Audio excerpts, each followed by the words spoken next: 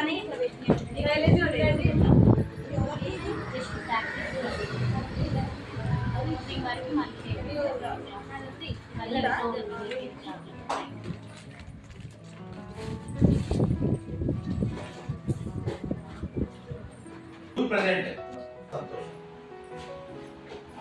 మీ అందరికి మీరు ఇచ్చిన ఏదైనా ఎక్కిచ్చేస్తాం.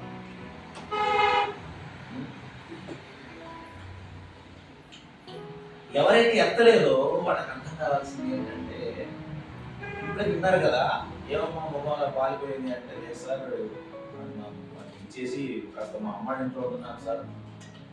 ఎక్కడమ్మా అంటే 20 కిలోమీటర్ల దూరం అంట.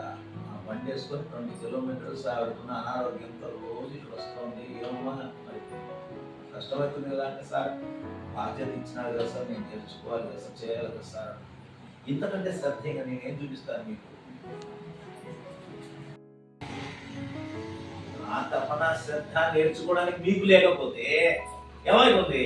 నెగిటివ్ వైర్, పాజిటివ్ వైర్, ఎర్ర వైరు, పచ్చ వైరు కలిపితేనే కదా కరెంట్ వస్తుంది, ఇట్లా స్పార్క్ వస్తుంది. ఇట్లా ఒకటి నేర్పిస్తే మీరు ఇంటికి వెళ్ళిన తర్వాత 2 నేర్చుకురావాలి.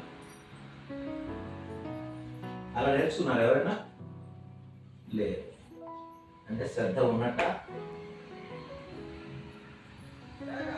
శ్రద్ధ అంటే తరగతికి రావడమా?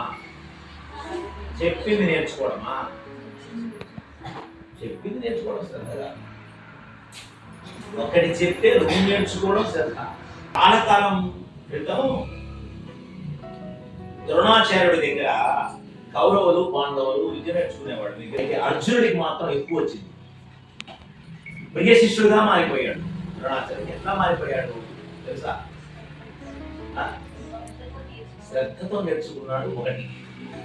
ఒకటి రామకృష్ణ పరమహంస చెప్తాడు, నీకు శ్రద్ధ ఉందా ఇక నీకు అన్నీ ఉన్నట్టే, శ్రద్ధ లేదా నీకేమీ లేనట్టే.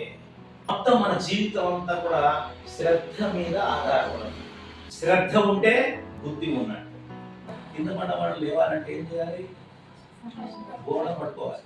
కింద పడ్డవాడు లేవాలంటే సపోర్ట్ పట్టుకోవాలి. చెయ్యి తాగా లేదా ఒక చెయ్యి నేల కానిచ్చి లేవాలి.